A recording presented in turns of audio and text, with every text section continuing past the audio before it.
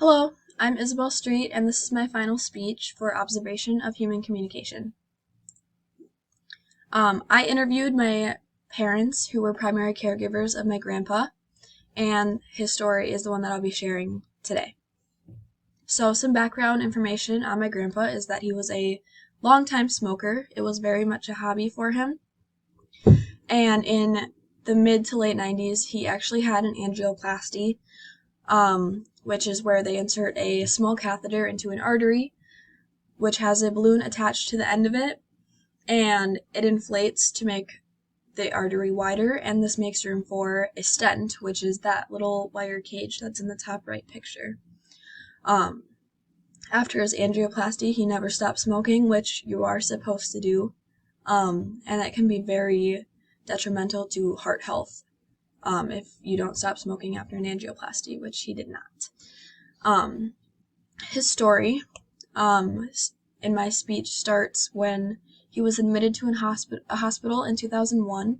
Initially, he was diagnosed with pneumonia. He had common pneumonia symptoms like coughing, body aches, and weakness, and shortness of breath.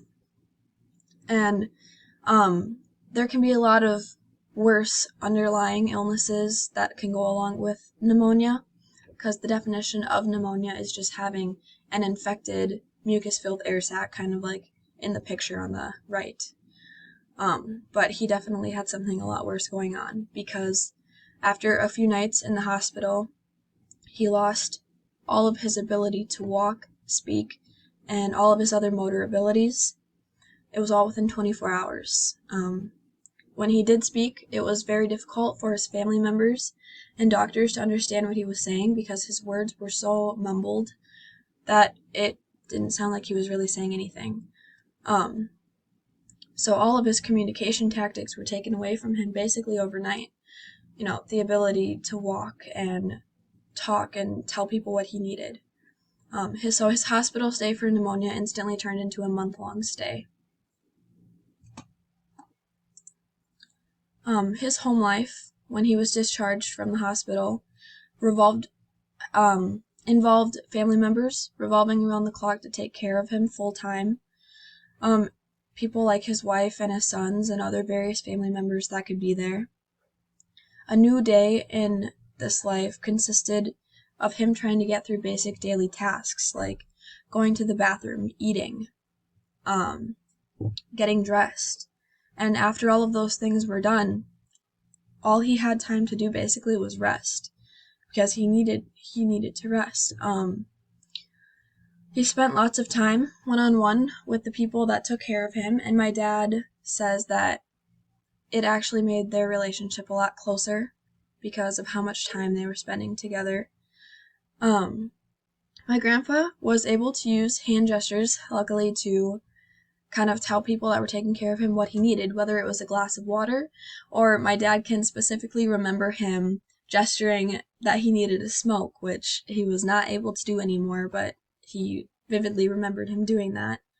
And he was also able to use facial expressions to communicate how he was feeling to the people taking care of him. My dad says that he could tell my grandpa was extremely frustrated with his new way of life, because he had never relied on anyone to take care of him before. He never got to go back to work after that initial hospital visit, and he also quit smoking cigarettes, which was a lifelong hobby. His verbal and nonverbal communication skills continued to decline. His words became mumbles, and my dad could really understand how frustrated his dad was at this.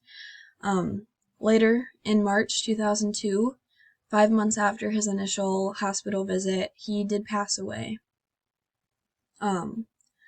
My takeaway from my grandpa's story is that you never know what is going to happen to the people that you care about. You never know what's going to happen in this life.